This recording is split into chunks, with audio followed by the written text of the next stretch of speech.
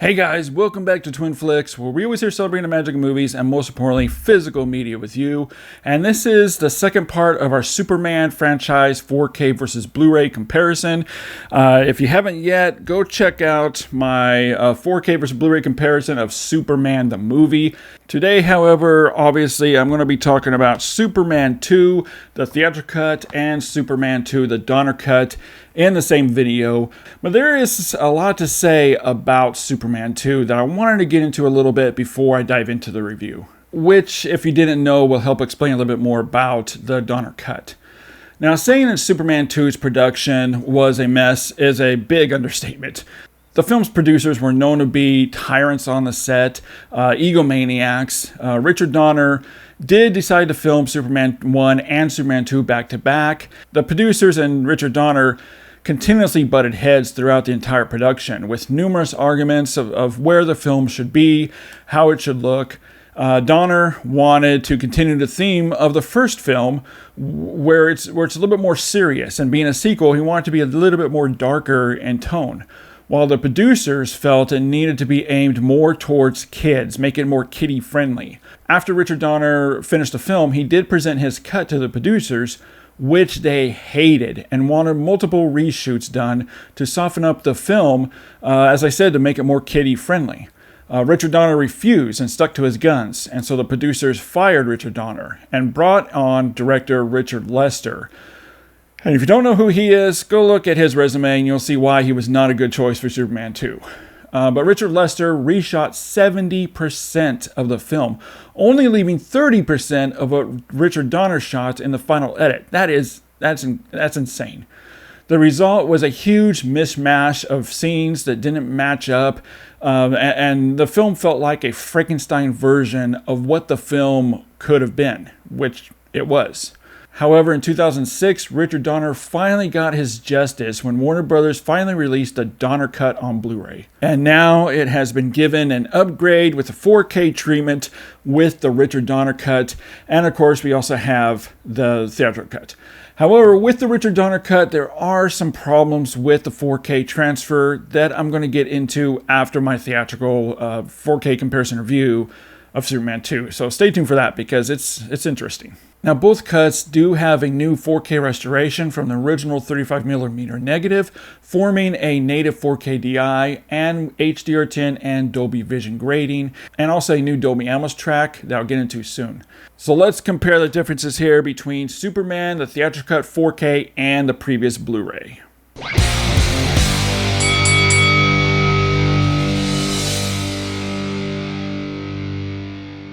As I already brought out, the issue with Superman 2, the theatrical cut, is that 30% of the footage was shot by Richard Donner cinematographer Jeffrey Unsworth, who made the decision to shoot using onset smoke and often used diffusion filters to achieve an intentionally soft look to the film.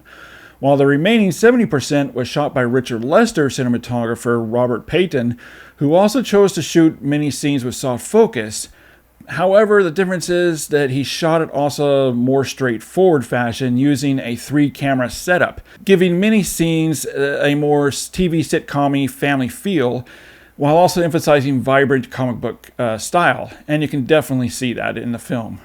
Now, because of the two different styles, it does show up even more on the 4K. That said, though, this is still an absolute stunner of a 4K release. Color reproduction is just beautiful, and the HDR10 Dolby Vision grading really enhances what's already there, while still remaining completely faithful to the source material. Now, just as with Superman the movie, the HDR10 Dolby Vision grading really opens up the color gamut wider with fresh, bold, lifelike, and intensely vibrant colors, such as cherry and crimson reds, electric yellows, deep natural blues, and lush greens.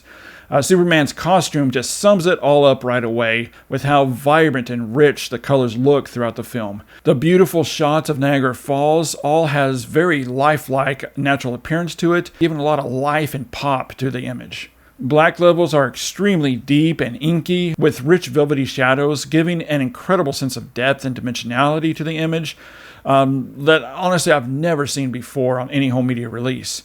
Night shots especially look much more authentic now and natural, holding terrific shadows, drawing out more details and information in the image. Whites are also more brighter white and natural looking. Now, as I mentioned before, the film was shot intentionally with soft focus. And I stress the word intentionally soft focus. And there are many shots throughout the film that are soft. And this is intentional, not a problem with the transfer. The Blu-ray had it too. However, unlike the Blu-ray, where the soft focus made details and objects look blurry and very unsharp, and really diminished the level of details. With this 4K, the level of objects and finer details are outstanding and razor sharp without any manipulation. The landscape shots from rocky terrain, Niagara Falls, rock formations, and Metropolis are clearly visible now. Even down to gravel on the moon, we can now make out every single detail in the image, giving outstanding dimensionality, making the image look much more lifelike and natural than the Blu-ray could ever achieve. Again, the entire image is just razor sharp with no artificial sharpening and no signs of compression issues or any signs of age-related wear and tear or damage. Grain is fully intact here with a very nice layer of grain of film giving a great filmic appearance, and the bitrate ranges between 65 and 85.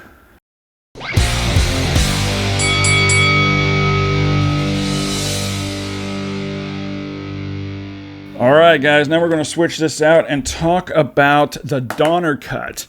Now the Donner cut is obviously not going to look as great as its theatrical cut because the film was stitched together using various elements to complete the film.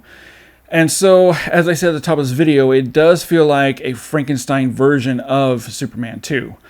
But honestly, even with its faults, I still much prefer it over the theatrical cut. Now, one thing that really made me happy about the Donner cut is that Warner Brothers decided to give the optical printed visual effects shots, transitions, a new native 4K scan.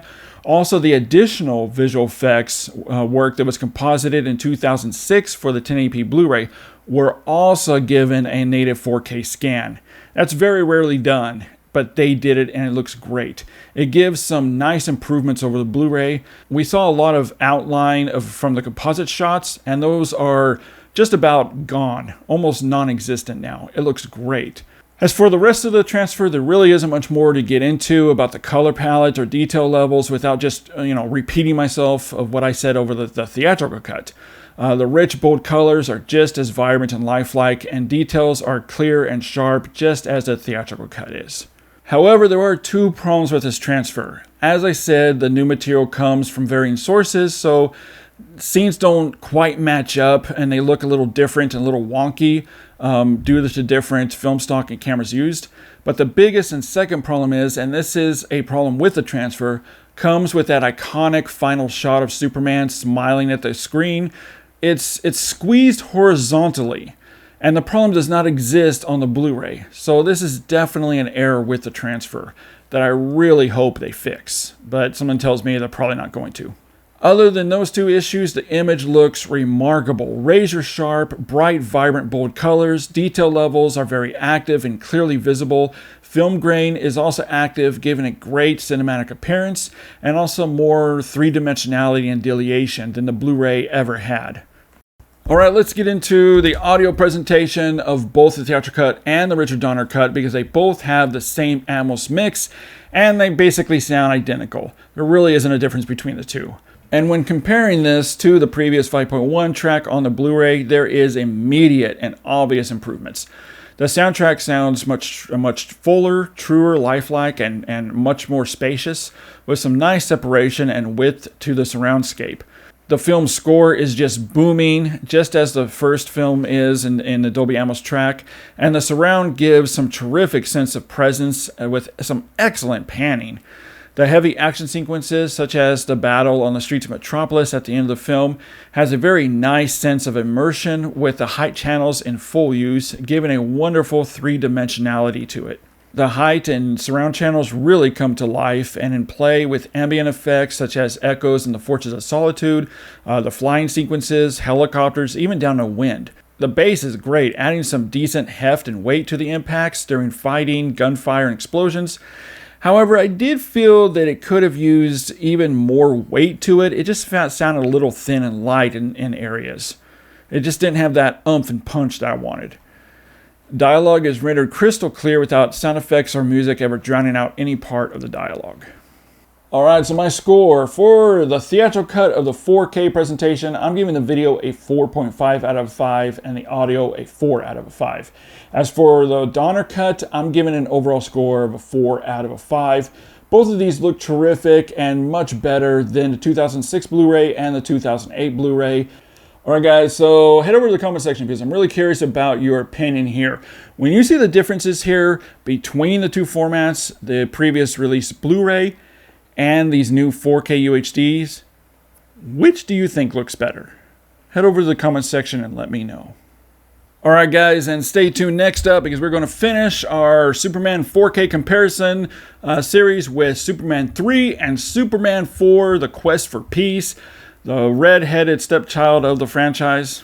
Anyways guys, as always, keep physical media alive. I'll see you next time.